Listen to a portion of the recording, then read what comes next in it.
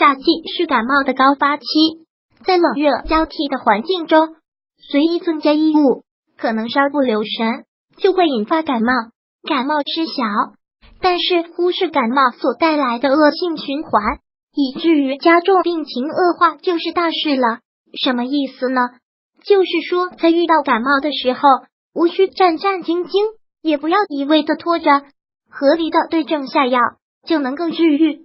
对于10岁以下的孩子，身体抵抗力较差，对于温度差的适应能力较弱，和成人相比较更容易感冒，是感冒的高发人群。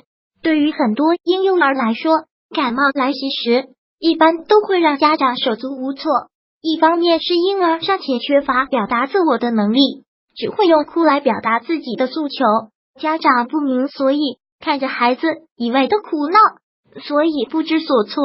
另一方面，婴儿感冒的时候往往比大人更为棘手，孩子抵抗力差，稍有差池，可能就会招致更加严重的并发症。所以一旦发现家里的孩子有感冒的迹象，或者仅仅是感冒的前兆的时候，一定要引起重视，切勿等病情严重了才想着送孩子去看病就医。案例：一名3岁的男童在感冒了2个月后，突然选择性失聪，原以为是孩子长大变调皮了，却没想竟是因为耳朵听不清了，而这一切竟然跟2个月不见好转的感冒、流鼻涕有关系。看到这里，是否也被惊讶到了？3岁的杨洋化名，从小就跟着奶奶在老家生活，爸妈则远在外地打工。杨洋自小就患有鼻炎，可今年鼻炎遇上感冒，病的时间有7场，流涕咳嗽2个月都不见好。家里也因为是老毛病了，并没有过多在意。可是在最近的1个周里，家人发现了杨洋的异常。以前言听计从的他，开始变得不听话，看电视也总是喜欢把声音开很大，大人跟他说话的时候，声音稍微小一点就听不清楚了。据相关的专家解释，孩子一旦感冒，细菌、病毒可能通过咽鼓管逆行进到中耳，从而诱发慢性中耳炎。感冒鼻塞时间越长，感染中耳炎的风险越高。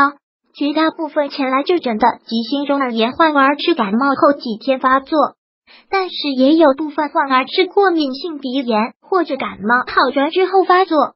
家中孩子如果突发感冒，或者孩子患有鼻炎，家长切不可大意。那么家长该做些什么呢？以下措施给你指点迷津。01多喝开水，不论是感冒还是鼻炎，多喝水多都是有好处的。一方面可以排毒泻火，另一方面可以让孩子感觉更舒服一些。如果是早期的感冒病症，多喝开水直接就可以把病症压下去。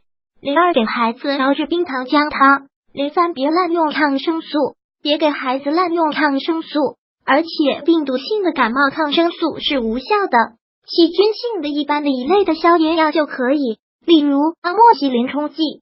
04巧用蒸橘子治咳嗽。05尽快寻诊就医。如果喜欢本视频，请分享并订阅本频道，访问 ttnews.xyz 获取更多相关资讯。